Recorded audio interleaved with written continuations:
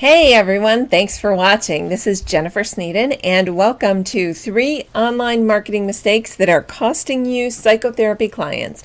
I made this quick video because I hear from a lot of you that feel like you're not getting as many clients as you want online, that it seems like your website is underperforming or you have no idea what to do to get the phone to ring. So my goal in this video is to share with you 3 very common mistakes that either prevent the phone from ringing or are an actual turnoff to potential clients. We want you to have a really impressive online presence, and eliminating these mistakes is your first step in getting there. So let's just jump right in. Mistake number 1 is relying too heavily on your website. Now, your website is essential. It is the hub of your online presence. But with a hub, you need to find a way to get people there, and you need to find a way to connect with them while they're there. Your website cannot be a standalone. You need to have a real strategic process around how am I going to make the best use of this hub? How am I going to get people there to visit so that I can wow them? And what am I going to do to connect with them while they're there? Some people will pick up the phone and call you. That's fantastic. However, that's only a minority of the people that are going to visit your site. What about the majority that are interested but are not ready to pick up the phone and call you? Most of you are not finding a way to use this hub for maximum effectiveness. And if you don't have a strategic process around how people get to your website and what they do once they've landed there, you're missing out on a tremendous opportunity. Your website is just one step in the process. And by filling out this entire process, you will engage so many more potential clients. It is going to astound you how you're able to capture people that right now are just stopping by your site and then going. I've included a handout with this entire process. It's on the page here. Click on that. You're going to see the 4-step process. Take a look at it and understand what pieces you need to be adding to your website in order to make that work fully for you. Get all the pieces in place so that you know you have people flowing to your site and your site is properly laid out so that you're capturing and engaging them while they're there and continuing in relationship with them even after they've left your site.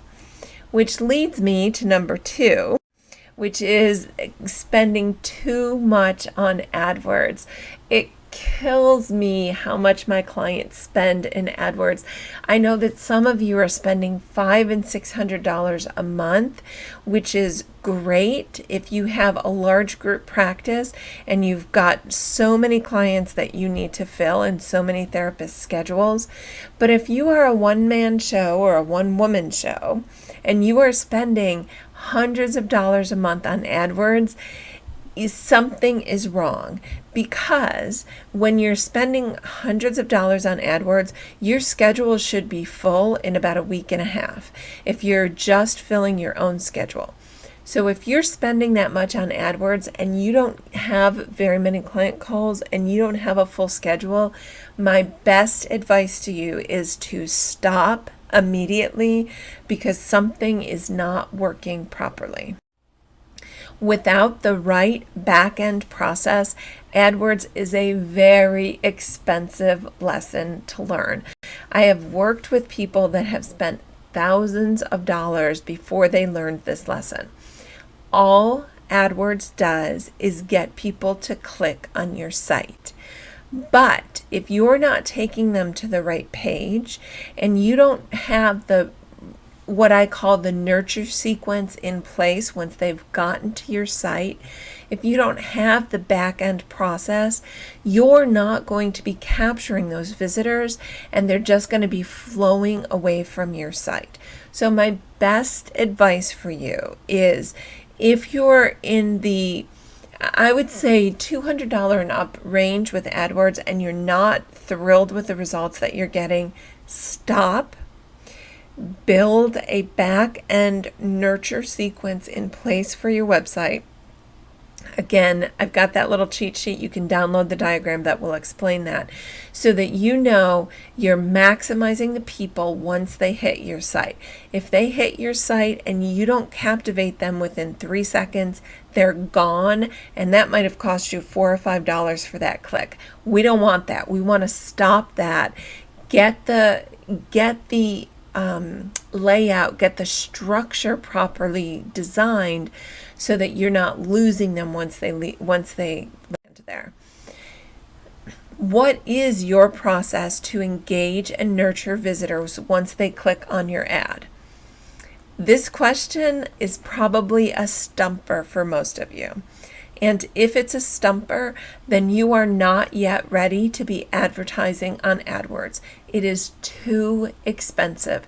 And the problem is, when people land on your site and click off quickly, that costs you. It costs you in search engine rankings, it costs you in clicks, and it costs you in Google, what they call the authority of your site.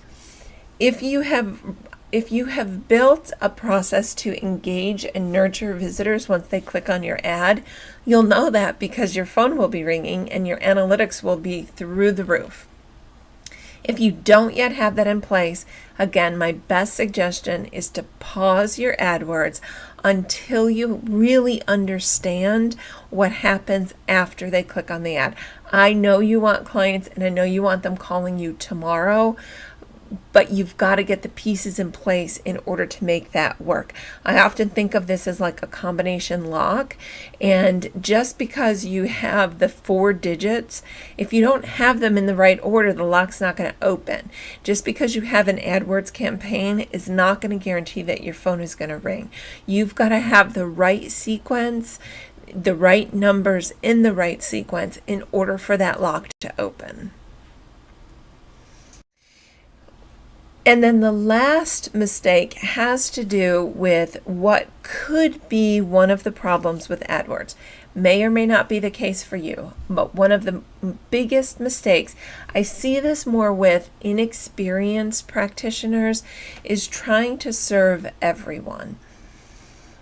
This seems very counterintuitive, and I get it, because this is a lesson that took me about 3 years to really truly get. But the more you try to serve everyone in your practice, the less appealing you are to anyone. You need to find a narrow segment of the market that you can really, really speak to, because you then can craft a marketing message that is compelling and engaging and is going to make your potential clients stop in their tracks and say, yes, this is the person that I've been looking for. Positioning yourself as a generalist invites price shopping. One of the biggest complaints I hear about clients online is that they're price shoppers. They call you, and the first question out of their mouths is, how much do you charge? If that's happening to you, you are not positioning yourself properly on your website. When you are truly positioning yourself as a trusted authority in your specialty, your clients are not going to be opening the conversation with price shopping questions. Some of them will. They're not your clients. The clients that are really looking for you are not interested in price shopping. So if you're getting a lot of price shoppers, I would tell you that you are probably not properly positioned on your website. I know that for many of you, this is a real area of resistance. I can tell you, though, from my experience, almost 6 years of working with therapists, I have never had anybody regret the decision to specialize in their practice. If you are really, really stuck in this place, please go find some podcast episodes. I interview successful private practice therapists. The podcast is called Profiles in Practice Success, and you can find it on iTunes. Listen to a number of those. You will hear almost everybody say their practice turned around as soon as they began to position themselves as a specialist. I did one very recently with a woman who said that she is now getting 10 calls a day, people finding her online for her area of specialty. You will be amazed at what happens when you move from being a generalist to being what I call a trusted authority or a specialist. Your clients want a specialist. They want somebody that has specific expertise in whatever it is that they're struggling with. And when you can offer that to them, you will not only be more compelling to your ideal client, but you will also move out of that space of price shoppers. And we've all been there, and it's exhausting and it's frustrating when you're getting calls and all they want to know is who is $5 cheaper than the other person. That's not a game that you want to play. So figure out what is the specialty that you can use in your promotional materials, and that will be a huge uptick in the responses that you get, not only from your website, but also from any of your directory listings. So thanks for watching. I do encourage you to grab a copy of the free strategic process diagram that I've put together for you. It's going to lay out how you move people to, through, and beyond your website. And it's going to help make sense of either why you're not getting phone calls or why your AdWords are not working very well. So I encourage you to download that here, and thanks so much for watching the video.